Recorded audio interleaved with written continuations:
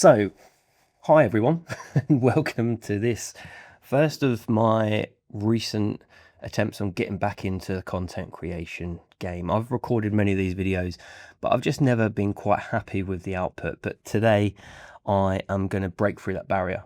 I'm going to record this segment and I'm going to release it in that wider long form resource, which is probably the one that you're watching now, because I'm going to take this particular recording and practice what I preach and what I do for other people.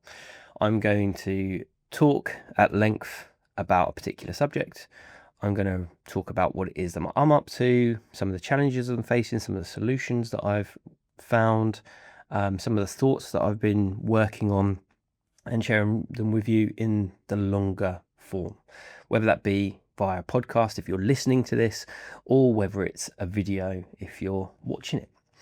I'm then going to repurpose it. So my business, and if I go back a step, I'll explain kind of my journey onto how I built my business, record and repurpose. And the whole point of the name is that I can either help to record or I can take those recordings and help them go further, do more work for you.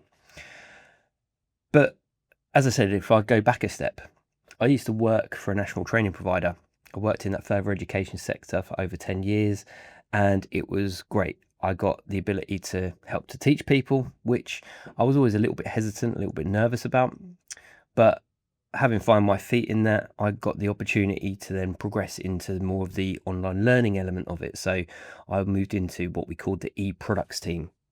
So with the e-products team, we created the online learning experiences as an asset, as a tool to help people further their education when they weren't next to their tutor. So we worked for a training provider who would provide monthly visits either remotely or in person with the student.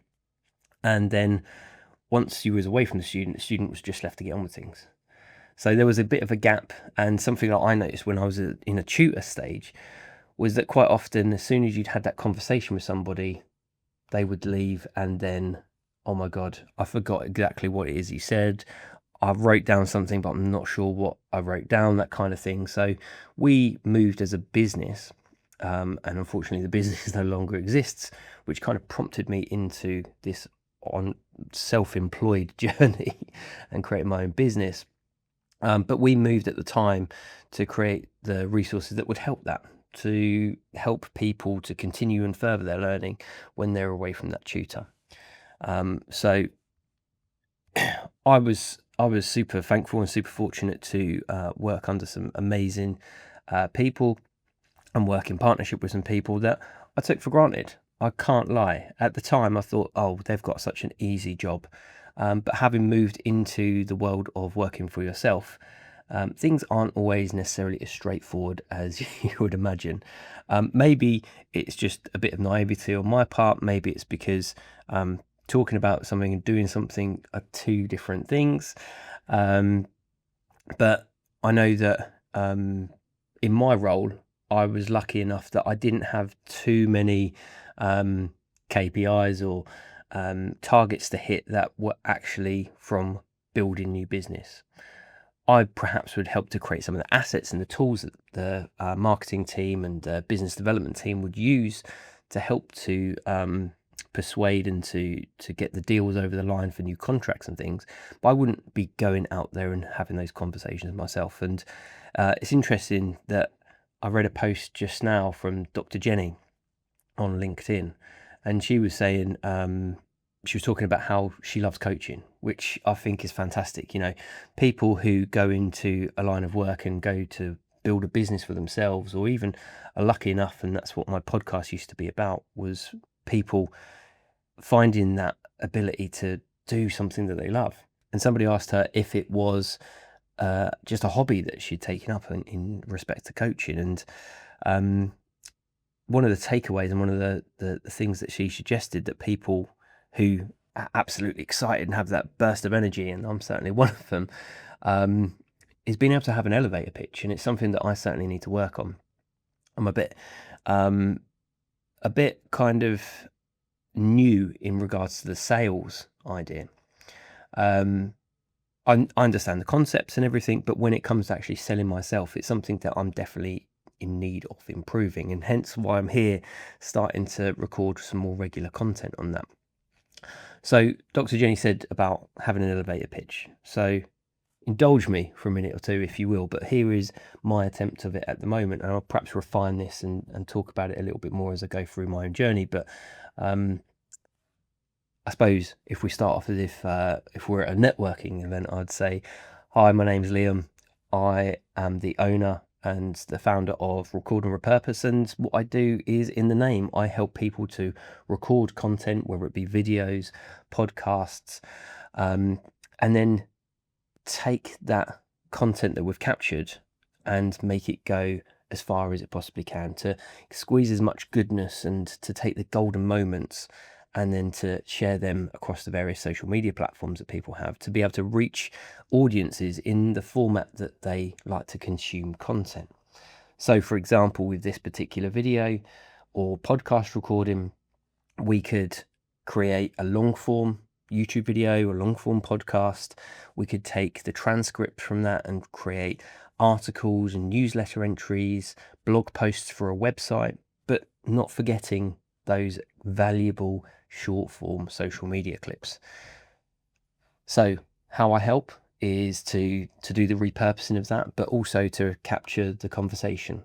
A lot of people that I've spoken to and have helped recently have been a little bit nervous, a little bit hesitant, perhaps not confident with their setup, or even just a little bit uneasy with the whole situation.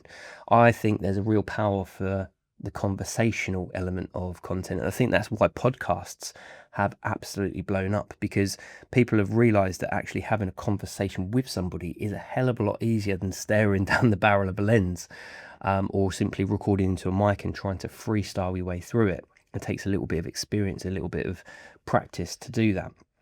Yet if you were sat there with somebody who perhaps you work with, or even somebody who you're interested in speaking about because they've got some points of view that you want to have that discussion with, it's a hell of a lot easier to have that conversation, because you can encourage each other and prompt people to say things.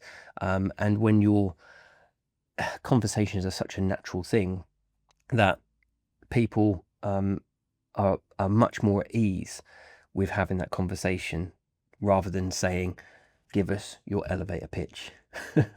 Now, my elevator pitch needs some work, as I've just mentioned, but hopefully that was kind of a good little segment that I'm now going to be able to clip up and put it on the likes of LinkedIn, Instagram, where I put some content, and that has been my downfall, is that I'm very good at doing the promotional work and creating clips and doing the recording and the repurposing for other people. But when it has come to myself, I've always put my content at the bottom end of the pecking order.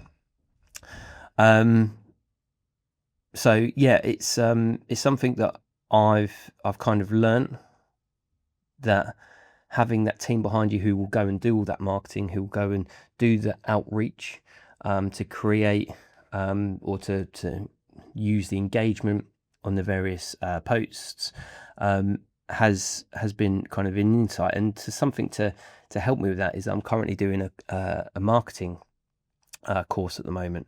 I know some aspects, but it's just good to have that clarification, and hopefully if I'm do well enough to get that kind of certification at the end of it, to rubber stamp kind of that I know what I'm talking about. Because I think having that authority and that kind of confirmation with other people does help that trust factor. But I do think talking in the long form is an absolute game changer for people.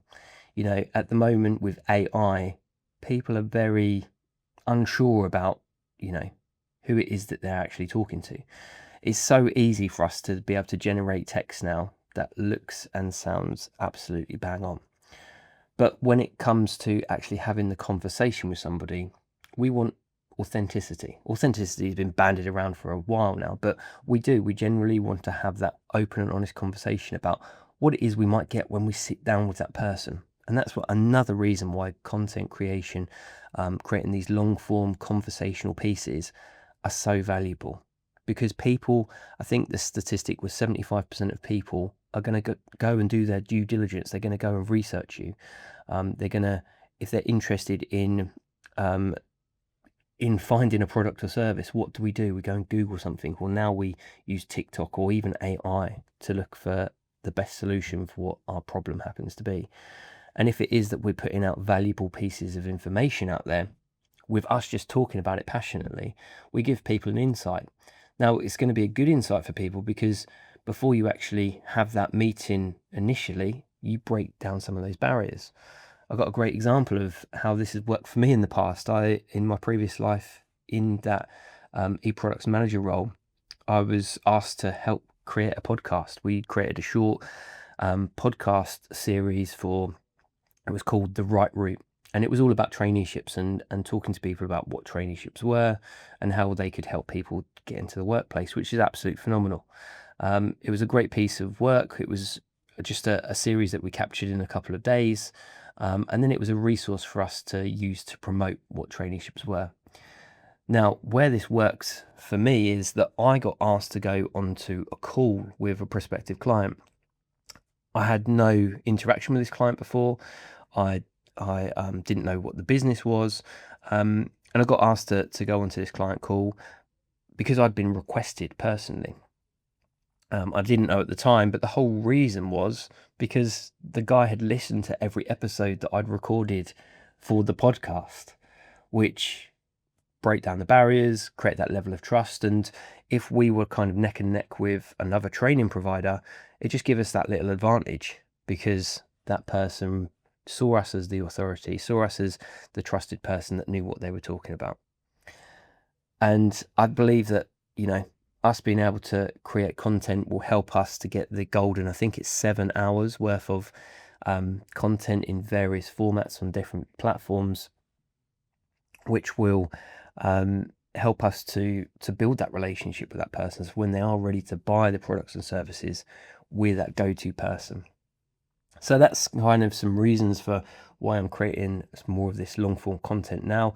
I do love learning about technology. I do love talking about podcasts and things like that. So if you do have any questions, I'd love to hear them. If you're watching for the first time, if this is